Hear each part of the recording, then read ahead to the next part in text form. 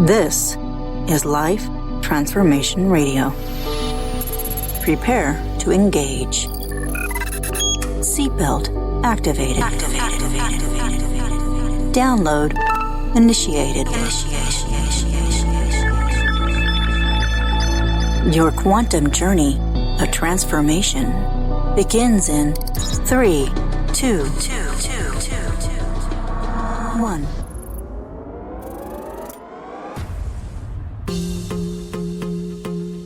Welcome to Life Transformation Radio. Hi, I'm Rob Actis, best-selling author of The Law of Action, voice actor, business mindset coach, the podcast whisperer, and Mr. Action himself.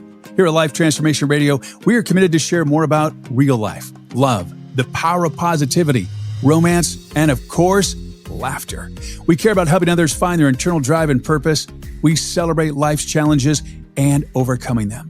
On the show, my guests are amazing people who are forces for good in the world around them and live a life of transformation. My guest today, well, she does just that. Today in this episode, Sarah, Valeri, and I discuss how there is beauty in the simplicity of life and that the clutter you are surrounded by is a huge part of our mental health struggles. So if you want to learn letting go is the biggest superpower you have, understand holding on to your stuff is never going to make you happy, and how hustling your life with clutter just doesn't work, this is the show for you. Sarah is a professional decluttering and organizing expert behind Hello Clutter. Most people spend their time feeling overwhelmed, stressed, and at a loss for what to do to change that. What if I told you that what you're feeling is the mental clutter caused by our physical clutter and overloaded schedules? Well, that's the fact. Well, in 2019, she started her business, and she is decluttering people every single day. She removes the excess from your home and your life so you can feel free. And we're not cluttered here today. It's just our voice and a little video. Sarah, welcome to Life Transformation Radio. Hello, Rob. Thank you so much for having me. Absolutely. Glad to have you here. I got excited about this because I'm in a massive decluttering mode. As I think a lot of people are purging. So let's talk about that. Or is that what's going on right now? People are just like the big purge? Yeah. I think the biggest thing that's attributing to it is the pandemic.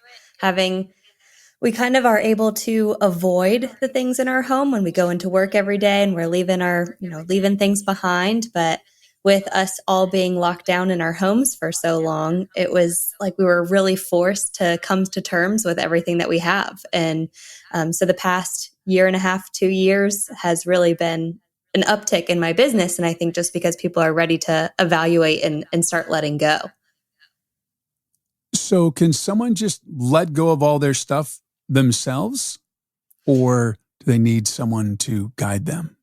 I like to think that they can. Obviously, I know it's my business, so saying that maybe might not be smart for my business model, but I really do believe that it's within every single one of us, and I can't force anyone to let things go. And I think that's where no matter what, there has to be an internal process that someone is ready to go through and decide this stuff is adding to my stress. It's adding to things that, it's developing a part that we were never meant to experience. We're not meant to live as hermits in our home by ourselves, surrounded by stuff. We're meant to live in community and to really be able to embrace that. It's so hard to do when you're surrounded. So I like to think that people have it in them, and sometimes they just need that little extra accountability. They need that partner to help them understand what they're feeling and know that it's normal, and then be able to really embrace that simplicity afterwards. Yeah, I think one way that people really discover that they are surrounded by stuff and how powerful of an energy drain it is when they go to a hotel or they go to an Airbnb and it's not cluttered and there's not a lot of stuff there. And you're just like, I feel so good here. I feel so relaxed and refreshed. There's something very powerful about walking into a room that doesn't have a lot of stuff. Mm-hmm.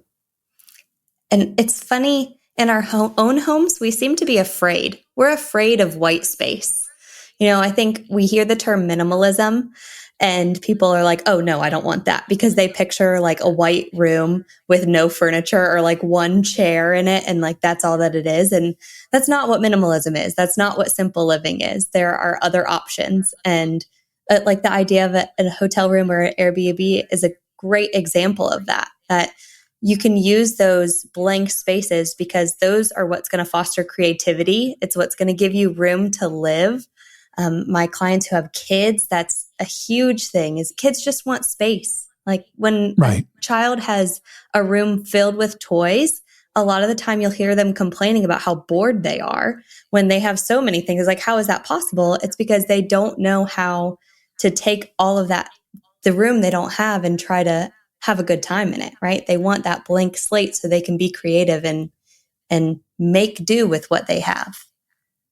Yeah, it's quite powerful to let go of stuff. Mm-hmm. I've been doing a big purge, even recently, and my friends, we've all been purging, and it's very powerful because I'm just like, there's stuff in the garage that I haven't touched in years.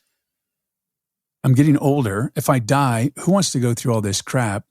So I'm getting rid of everything. And it doesn't matter if it has value to or not. I'm just getting rid of it.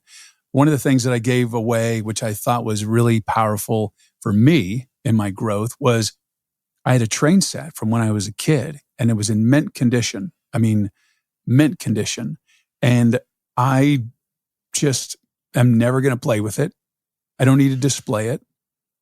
And my friend loves trains, and he displays his trains, and he interacts with his trains, and he thinks they're the greatest thing in the world. So I just had him come over, and I said, look, I have this train set. He goes, how much do you want for it? He goes, oh my God, I researched it. That's like worth a lot of money. It's in mint condition. I just go, here, it's yours. And he couldn't believe it. And it was very powerful for me because I didn't want anything out of it. I honestly would have just thrown it away. He got so much joy out of it. And it's no longer in that giant box that I haven't opened for decades. Mm-hmm. That's so powerful. You're doing so good. Oh my goodness. Like, I think. Oh, thanks. Well, I read Marie Kondo's book, The Art of Letting Go, and, what brings me joy. And someone with ADHD, we tend to be clutterers. That's just kind of the way we are. We have piles of paper. And it just stresses me out. It just absolutely stresses me out. And it's funny because someone who has a brain like mine and many others in the world, we don't like clutter, except our brain makes it very difficult to be clutter-free. Mm-hmm. Like in 1 minute, I can destroy a room. Just amazing. And then it can take me 4 hours to straighten up a room. And someone with a different brain can come in and, namely, my wife is just amazing. And I can work on something for hours, and then she could come in and in 5 minutes or 10 minutes, it's just like fixed. Mm-hmm. And that's one of the most frustrating things. So I don't want her to be having to, clean up after me. So I'm working very hard to do that. I think we easily... It's not easy. Not at all. It's not even close to being easy. I think people want that quick fix, kind of what you were asking before. Can people do this on their own? And yes, but it's not going to be an easy ride unless you literally decide, they have like the junk lugger companies where they'll literally just come and take everything away. Yeah. Unless you are ready for that, which is, that is a whole other like mental being prepared to just let things like that go. Unless you can do that, it's hard work. But two things that from what you had said about the train set, one, you let go of that mental clutter because every single thing you own has to take up space in your mind because you have to remember where it is. You have to think about how to store it, where it is when you actually want to try to find it. And so when you're able to let that go, you feel a literal burden off of your chest. It might take time at first. It might feel like you're trying to close your fist around it because you're not ready to let go. But by doing that, you really do let this huge weight off of your shoulders. And then also, what a huge blessing for someone else. I think we like to hold on to things and claim it's sentimental. This is from my childhood. This was something I really loved doing, and I have all these fond memories of it. So if I let this train set go, all of my memories will go with it. And that's not true. Our memories don't belong in our things. Our memories are within us.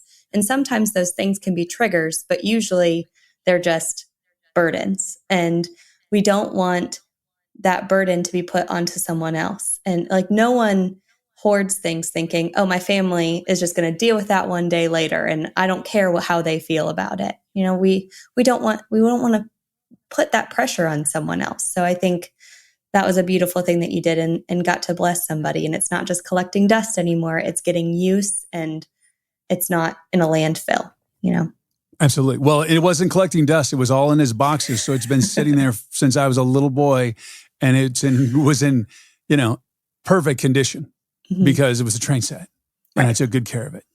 And, but he does get a lot of joy out of that. So how does someone get in the mindset to like, you know what? I have all this mental clutter and I want to let it go. And what does it take? Does it take trauma? Does it take someone who's just wants to take more control of their life? What does it take? It can be so different for everyone. And I think that's one of the things I love about this podcast is that I can go through a situation and you can, and we're going to feel two different things, but eventually the point is to lead to a transformation of some sort, right? So it might take a trauma, or it might just take us getting to the point of, I've had it, I can't deal with this anymore, which is kind of what I find.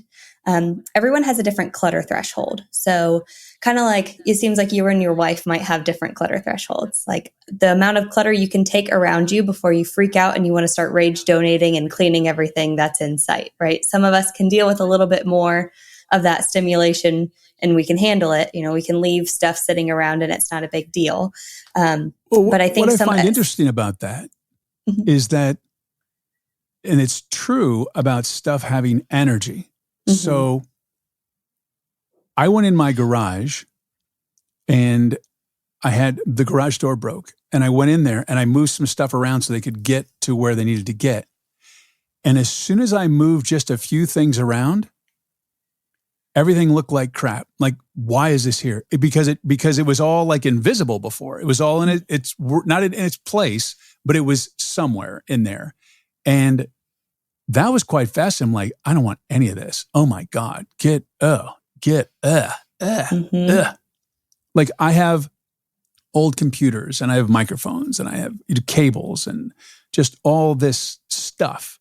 And I'm like, I'm never going to touch this. I haven't touched this for freaking years. And I think that when you move that energy, like tell me if I'm right with this. So if someone has clutter in their house, or they don't know they have clutter, just move some stuff around and watch how it all just unfolds and all of a sudden reveals itself. Because it seems to me like clutter cloaks itself in our brain and we just don't see it. The people that see it are the people that come in the house or come in the garage. But is that accurate? Is it cloaked?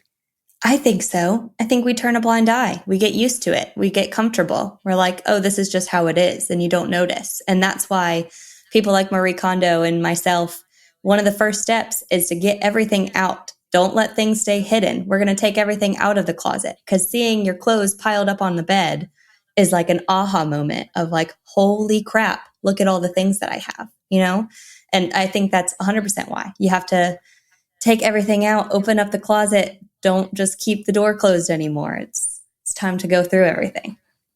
Yeah. My house is pretty decluttered. The garage is the one that I think is the last stand that people have. I have a friend, Melissa, and she cleaned her garage yesterday, and I'm so proud of her. She just cleaned it. Like she went and put in music, and she just, she tossed so much stuff in the trash, and the other stuff was, for donation. And the garage is almost completely empty. And it's been like that for years. And her feeling of elation is incredible. I mean, that must be pretty amazing. I watch these organizing shows, and I can just imagine what it's like with you, with a client, after you've transformed their space. It's awesome. I mean, that's why I do it. I want to help people. I want them to feel that lightness that comes with living clutter-free, because it is freedom. It's what it is, not being bogged down and forced into caring for all of these things that we have. But it's the best feeling. And sometimes we don't even realize, like you were saying, we kind of turn a blind eye to all the clutter that we have. And it just takes looking at a before photo to remember what we were living in, and that it doesn't have to be that way. And then, of course, the part of intentionality comes into play, because if you're not careful, that clutter is going to creep right back in. People give us things. They mean to be really generous, but then it adds to our stuff, or holidays come up, or we get caught up in Costco, or whatever it is. And the next thing you know, our spaces can be completely filled again. So we really have to be intentional and mindful about what we allow in after we've gone through that purging process. Yeah, that's pretty amazing how when a switch flips inside you, how different your world will be. So like something switched inside of me and I just don't buy anything anymore. The most fascinating part for me is I don't want anything. Like I don't want anything. I just don't. Go to Costco and I used to buy all the cool stuff. It's whatever. Oh my, I need that. Oh, I need that. Oh, I need that. I need that. I need that. And now I buy food. My bill's the same now since the price of food has gone up and I don't buy anything, but that's another story. But I just don't want anything. And I find that, really fascinating. And I want to dive in more of, what mental health struggles do people suffer from when they're surrounded by stuff? And I'm not talking the, hoarders. That's a whole nother conversation. I'm talking about, I don't want people to listen to this and go, well, I'm not a hoarder. Got it. And your life can be freer and lighter. Life feels lighter. I don't know how to describe that, but when you let go of stuff genuinely, wholeheartedly, and spiritually and energetically, what that does to your mental health. Yeah.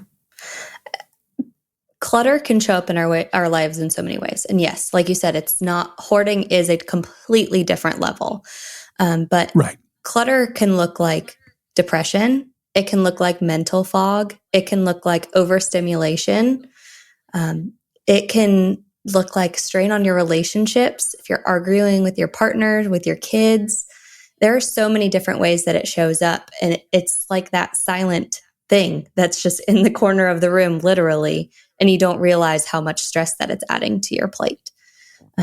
But any of those things, the second that you clear out a space, it really does, it clears out your mind. It gives you a chance to start fresh. And it is a really hard feeling to describe, like you said, but it just feels like lightness. It feels like freedom. It feels like not having a mental to-do list. Because a lot of the times we sit down at on our couch to relax or try to find some rest. And then we see the pile of laundry. We see the toys that need to be put away. We see the dishes that are in the sink. We see all of these things and it just adds to your to-do list that you have to get done eventually. So when you take the time to sit down and eliminate some of that excess that you have, doesn't have to be a lot. It can just be one bag of donations. But that's automatically going to help you feel lighter. And the more and more you can go through that process and then not add to it, like you were saying, not go and buy a bunch of stuff every time you go to Costco, that's where we find ourselves set up for success. And in the long run, we can make a big difference and a big impact in our homes and generationally. Generational clutter is a huge thing. If your parents struggled with it, you either probably take on those characteristics or you're the opposite and you completely revert and you're like, no, I don't want to have that kind of clutter. So there's so many different things it can show up as, and it's hard to identify for some people, but it's usually a big culprit. Yeah, I think generational clutter is fascinating. It's very guilt-ridden. Mm-hmm. Your great-grandmother had this box of china that has not been used since the 1700s, and it's ugly, and most of them are cracked. However, it's amazing, and you have to keep it. I mean, it's just, it's unbelievable. My father recently passed away, and he was a hoarder. And I'll be honest with you, I have his ashes. That's what I took. That's all I have of my father. That's it. And some pictures.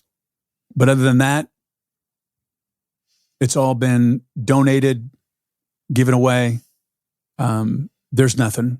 Mm-hmm. And, you know, I don't want to do that for my daughter or my wife. Anything happens to me, I just like, I got to get rid of all that stuff. Yeah. And it's not like, you're a hoarder. You're listening to this. You're like, well, I'm not a hoarder. It's just about, it's that, I've been working on this for a long time, and I even talk about it in my book. It's all about flow. My good friend Andrea has a company. It's called Flowganize, and she's all about flow and movement and how things are. And I've created my home to be very Airbnb looking and very hotel-y. Like my bedroom is very minimalist. Mm-hmm. There's no TV in there, which I think is the most awesome thing in the world. Heck yeah. And there's not even a dresser in there. Dresser's in the closet. Mm-hmm. There's a bed and 2 end tables and a chair. And that's what's in the room. Mm-hmm. And it's peaceful and it's calm. And it's a space of tranquility. And I think that, well, you tell me, is the bedroom like a really good place to start? Because that's kind of like the command center of your brain. And I've seen people's bedrooms that are, I think to myself, I was a clutterer and I had lots of stuff, but I wasn't messy in that. Mm-hmm. It wasn't, some people looks like a bomb went off in their house. Yeah. But is the bedroom something that people really have? They collect all of their emotional baggage in their bedroom, all their little trinkets and all their little. I've seen some bedrooms that are just like, I could never sleep in here. Yeah, that's what I was going to hone in on, is that if our homes are meant to be the place of rest, our bedrooms are like the extreme place of rest, right? Because we're literally supposed to sleep in there. But once again, if you go to try to lay down in bed at night and you have all this stuff in your room, that's what your brain is thinking about before you're trying to sleep. And there's even studies to show, like in the kind of the art of flow and feng shui, that if you have stuff under your bed, that is causing you to think about all of those things at night. Like it's this whole thing of flow and wanting this airflow. But there's nothing under my bed. Good nothing. For you. Same. Like nothing. There might be some dust bunnies, but there's nothing under the bed, because you can feel that. Mm-hmm. You can. It's so funny. It's so fascinating to me how stuff takes energy. Yeah. And in the US, we have so much stuff. We just are consumers. We buy, and I go to Costco and I see people. I'm like, oh my God, where are they putting all that stuff? I know. And they don't have any food. Of course, that used to be me. Yeah. And we're not putting it in our homes. The average home size has grown 800 square feet. And yet America has 90% of all of the storage units in the entire world. So we aren't keeping all of our stuff. We're paying an extra $150 plus a month to be able to go and store our stuff somewhere else, because we claim, oh, this is grandma's stuff. I can't get rid of grandma's stuff. I have to pay for it to go over here. And I'm sorry, but if something is sentimental to you, or actually, I won't say I'm sorry. I will say tough love moment. If something is sentimental to you, you will find a reason to use it, or you will find a place for you to see it every day. Because if it's really adding value and adding joy to your life, it should be a part of your life. It shouldn't just be sitting in a storage unit or sitting in your garage somewhere. We need to actually be using these things, or else grandma in her grave or in her urn is not happy about that either. She might have kept that to be able to add value to your life or to someone's life someday. So holding on to these things and just adding to mentally what we have to deal with and what we have to clean and what we have to store, it's not helping. That's where we have to start letting go. Financially, our country is not in a place to just keep all these storage units, and yet it's an $87 billion industry for all of these storage units that just keep popping up all over the place. We don't need them. Yeah, there's a storage unit. My daughter just moved out and she had extra stuff, and where she moved, she didn't have space, and so I got her a storage unit. And man, they've got it so dialed in. This place is so state of the art. It has got cameras everywhere. It is one of the nicest buildings I've ever seen in my life. You have to buy a lock, but it's not even a lock. It's just this little thing that plugs into their place. You have to buy insurance. You have to buy insurance. You have to pay. It was 3 months in advance. You can rent. I don't even know how many square feet it is, but you can rent. It will store a 4-bedroom home in it. Holy and cow. I'm sorry, but he goes, we don't have any of those available at the moment. And oh my gosh. they are it is a high rise of storage. I think it's like four or five, probably 4 stories, and it's giant. Yeah. And I'm like, wow. That's the one thing I will not do is pay for storage. Now, I have stuff in my garage that I'm sure a lot of people can relate to, but that's still, you're paying for it.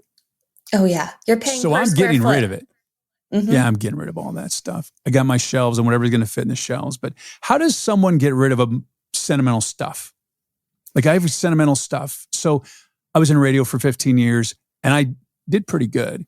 I had boxes and boxes and boxes of audio cassettes of when I was on the radio.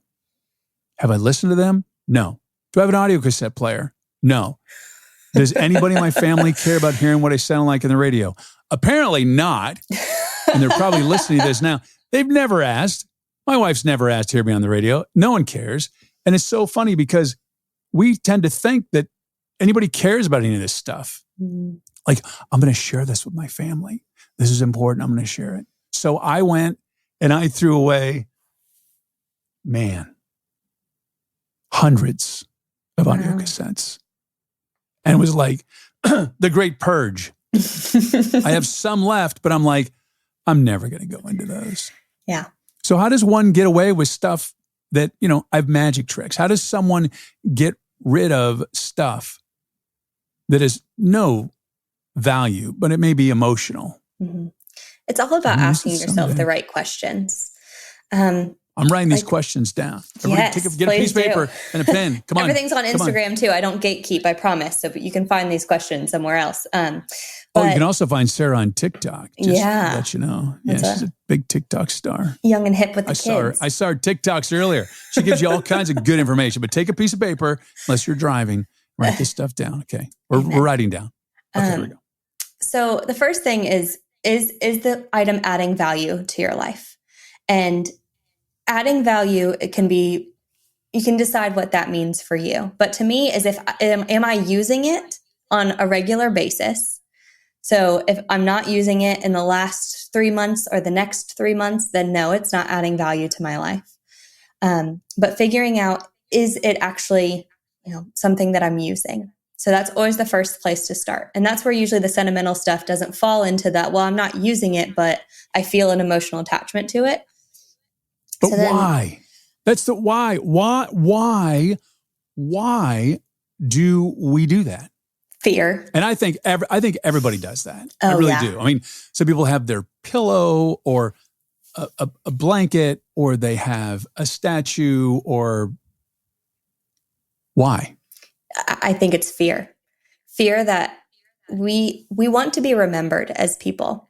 So we think if we have these things that we can pass down to our family, or that we have out on the internet someday, people will remember who I was. We have a fear that we're not going to be remembered, that we weren't important, that the things we did or the things we accumulated weren't important.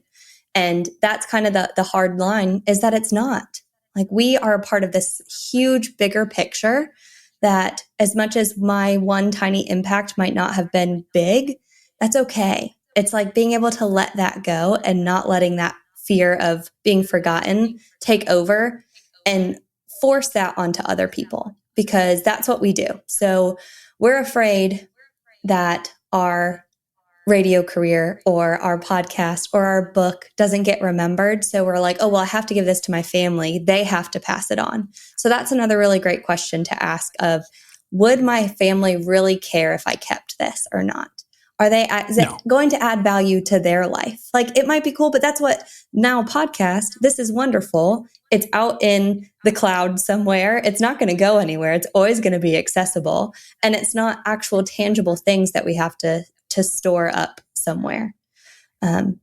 So just really digging deep, because usually when we say, oh, well, my kid will want to use this one day, they probably won't. You're saying that because it makes you feel better about not letting that item go. So we need to stop pushing what we think our kids need or what we think a future generation wants, because we're just tricking ourselves. Yeah, it's fascinating. I had a girlfriend many years ago, actually when I was in radio, big smile on my face. She was from Australia. And I lived, I was in my 20s and I lived in a couple bedroom house and condo, and it was full of stuff. I had all kinds of stuff. And she moved in with me. She needed a place to stay for a month or so. And I'm like, I'll help you move, whatever you need, blah, blah, blah. And she had like 2 suitcases. And that was everything. She goes, oh yeah, they don't have storage in Australia. That's not a thing. They don't have anything. And I saw pictures of their house. They don't have anything. I wonder what it is about people in the United States that we have so much stuff. I know marketing is everywhere. It's not special in the United States, but I think part of the American dream. We're just dumb, man. We are hypnotized. Exactly. We're told the American dream is just one click away. It's one add to cart on Amazon away. You want to if you ever notice, Apple is notorious for this. Watch any Apple commercial. They are not selling you an iPhone. They're selling you a happy family around a Christmas tree. And yet, if you add iPhones to that, we're all staring down at these things. We're not engaging with our families. So marketing, I think, is a huge part of that. And then that lie that you need what that person has to be able to be happy. That person, this item added value to that person's life. It's going to add value to mine. So I crave that so much. I think, especially in America, this is the only place I've ever lived, but from speaking to my friends who aren't from here or who have lived in other countries, we are so individualistic here that we think I have to have this in order to, experience it. Whereas other countries know, I have a neighbor that I can go and ask to borrow this, or we have a community that we can rely on. But we don't really do that in America. We like to keep our distance. We put up our 6-foot fence and we say, don't talk to me. And I don't want to borrow butter from you or whatever it is, So I think it's a long, long time of habits that are hard to break. That's really powerful. What you said is that we want our own stuff. Mm-hmm. Like, wow, that's deep to think about that. Oh yeah. Even, I did hear that it's changing, and you can tell, you remember over COVID, Amazon was just exploding, like exploding. People were buying everything. And then in my circle of friends, we're all purging right now. All of us are purging, all of us. And it's a topic of conversation, and we're all like, wow, that's amazing. I get rid of this. I don't need this. I can't believe how much stuff I had. And once again, when I say declutter or purging, I'm not saying that anybody in my life is a hoarder. Now, my dad was a hoarder, but that's a whole nother conversation. So just because you are purging, it doesn't mean you are a hoarder. But what I wanted to get back to was that Amazon is actually dropping in sales. People have had enough stuff. They're not finding joy out of stuff anymore.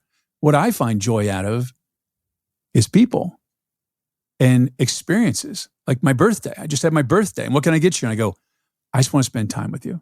That's all I want. I don't need anything. My wife's like, what can I get you? And I go, I don't need anything. An experience would be great. That's memorable. And we can even have clutter on our phones, which I do. Oh my God. I've got like 80,000 videos and photos on my phone. Like, how do you even do that? But it's fun. And it doesn't take up that much space because it's a little iPhone. But we have clutter on our computers, in our phones, in our bedrooms, in our kitchens. It's everywhere. But so many different things of what we can say here. But I think the biggest takeaway from that is just like with asking for experiences and just wanting to spend time with people and like buying things that has been going down. I think we go through different trends, but we really just have to be careful of everything around us. And I think social media has just added to the hype of go on TikTok and you'll see, you need to stop right now and go buy this thing off of Amazon. No, you don't. It's not going to help. Like maybe every now and then you might find something that's going to be useful, but usually no. Like there are so many things even that are marketed that like if you buy a knife for your kitchen, bang, done. That object that person on TikTok told you to buy is obsolete. You don't actually need that. You just need a knife and you got to watch a video of Dave Ramsey teaching you how to chop right. You know, it's just, we have so many things we want a quick fix and we want to be happy like that. And we are created as humans to be able to love each other. We are not meant to love things. If you truly loved the things that you have, like let's say, oh my gosh, I love this cup. If I had feelings of love towards this inanimate object, people would be looking at me sideways. But we say that so easily. We say, oh, I love this shirt. I love this pair of pants. Like, no, you don't. You're meant to love each other. I'm meant to love my husband. I'm meant to love my family. You know, that's really what it boils down to, is realizing that I'm content with the life that I have and I can use the people around me to find joy, and that this inanimate object is not going to actually bring me true joy. Well, let's talk about transformation. Mm-hmm. What are some transformations? And I don't mean like emotional transformations that people experience after they've purged or decluttered. I think the biggest one is that perfection is a lie. I think it might be a little bit weird of a take, but once again, going back to social media, we see pictures of people's homes and like the ideal Airbnb, look how wonderful all of this is. But it's okay to not be perfect and to not have a perfect home and to have things. I think that might sound a little counterintuitive to what I do, but we're going to have some stuff and that's okay. We're not striving to try to be perfect. We're trying to learn to let go so we can stop this huge mountain of overwhelm from freaking us out and stressing us out every step of the way. So I would say that's the first thing, of just realizing it's going to be okay and just take a baby step. You know, you were saying before, like, is a bedroom a good place to start? Like, where should I start? What should I start with? One thing, start with a junk drawer. Open the drawer, and if you're literally calling it a junk drawer, that means you think most of the stuff in it is junk. So great place to start.